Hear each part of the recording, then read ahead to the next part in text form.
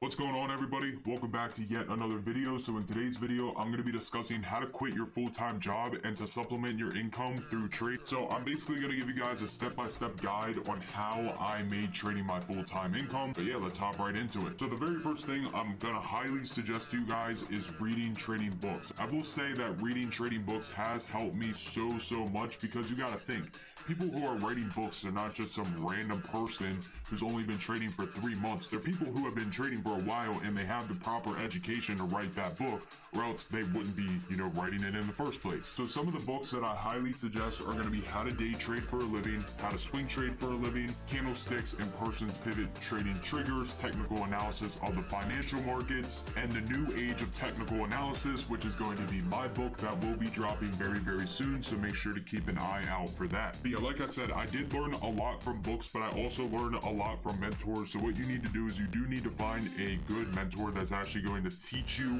how to properly trade, because let me tell you, there are a lot of crappy mentors out there. So make sure to do your research and find the right one. Make sure you understand their strategy too, because if they're talking about something that you have no idea what they're even saying, then you're going to be wasting your money paying them to teach you. So again, look into their strategy and decide for yourself, does this make sense and do I want to learn more from it? So the very first thing is going to be education. Education is going to be very important, especially when you first start trading, because nobody's going to come in day one, make $1,000, day two, make $1,000, day three, make $1,000.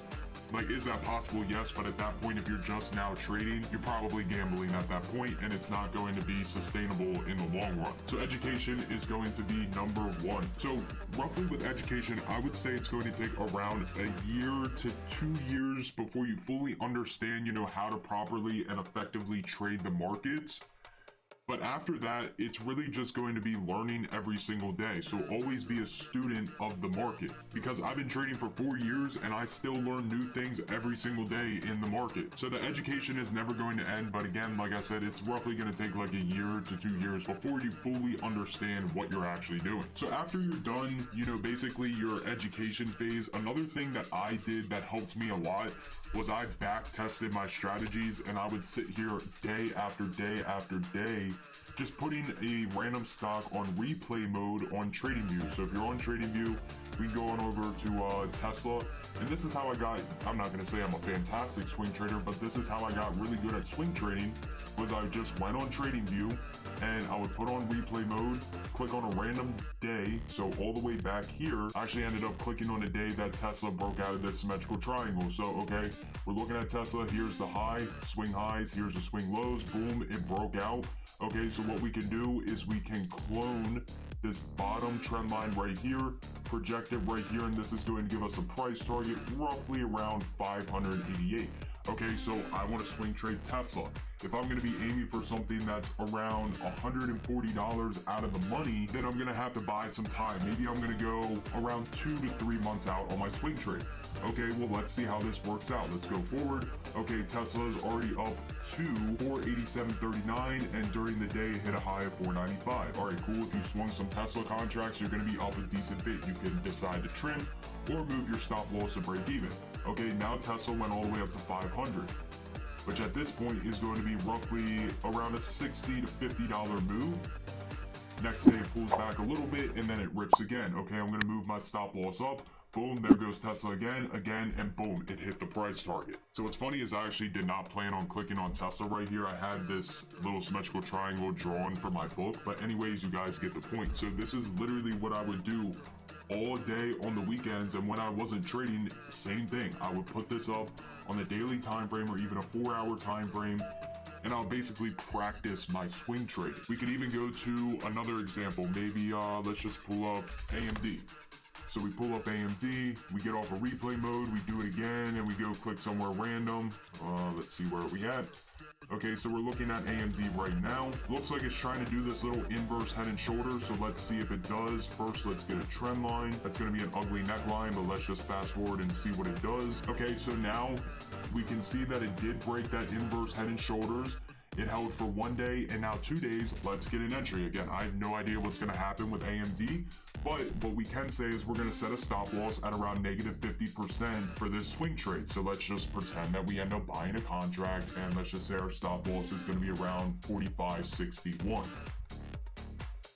Okay, let's go forward. All right, cool. AMD is up to $50.67, and then it gapped all the way up to $54.93. Boom, I'm out of my swing trade. And again, I had no idea what was gonna happen. You guys saw it on here. I randomly just went back and clicked on a random spot and started going forward day after day. So a lot of back testing is going to be needed as well, but kind of going back to, you know, the mentors, the books, and all that other good stuff, you're also gonna come across indicators. So for me personally, when I am trading, I like to use the TTM squeeze, on balance volume, and the stochastic. That's just, you know, trial and error using different indicators.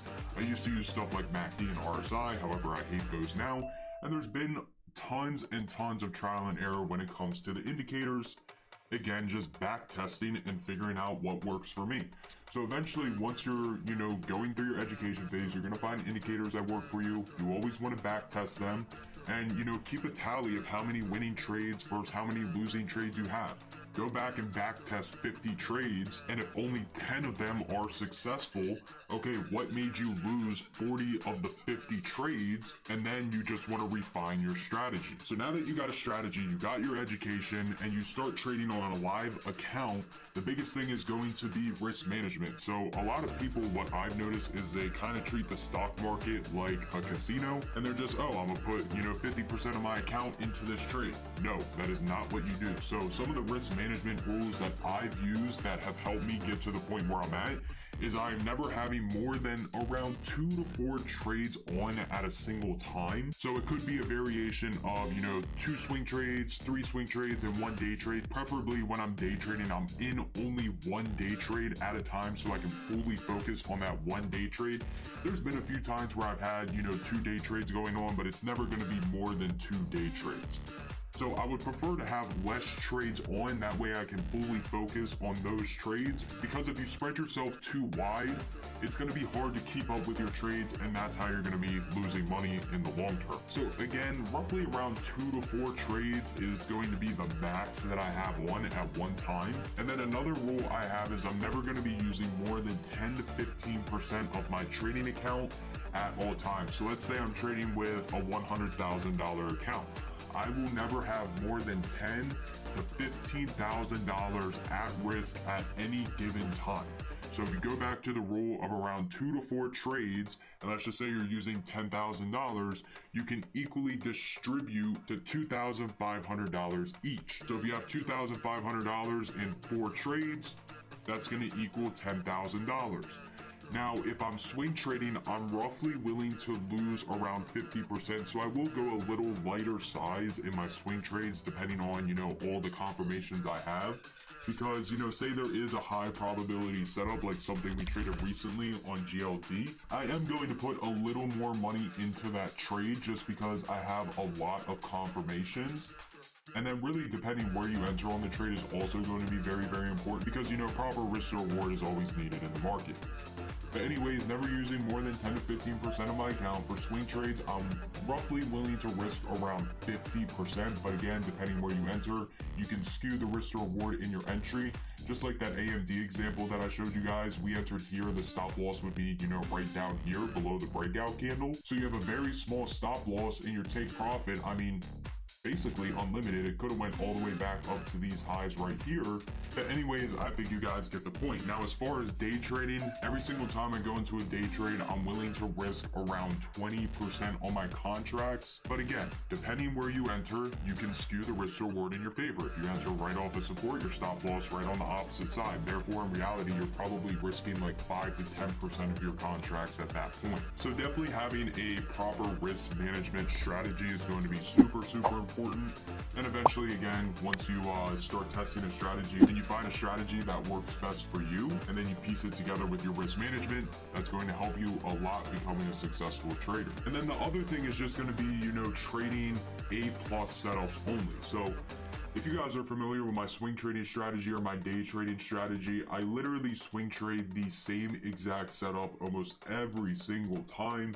There's always a weekly squeeze, there's always a breakout, and as we see, GLD fit that example. If we go back to an old swing trade I took on EWJ, there was a weekly falling wedge, it was squeezing, it broke out. So I would say like 95% of my swing trades look the exact same. They're just on a different stock. Now with my day trades, recently it's basically just been orbs. So if you guys aren't too familiar with orbs, I will be leaving a video down in the description. Make sure to watch that. But I've been trading a lot of orbs that are squeezing. And again, that's just, you know, my ideal A+ setup. So when I see that and the amount of times I've traded it, I have the confidence going into that trade every single time. Now, a question I do get asked all the time is, you know, how do I become more confident in the market? It just comes with, you know, experience. It's going to take a while, but once you find those proper setups and you trade the same setup almost every single day, you will become more confident, because the next time you see it, you're going to remember all the other times that you traded that setup and it was successful. So that's just a quick little step-by-step guide on how to end up quitting your full-time job to become a trader. If you guys would like a part 2, make sure to leave a comment down in the description, as well as clicking that like and that subscribe button. It would mean the absolute world to me.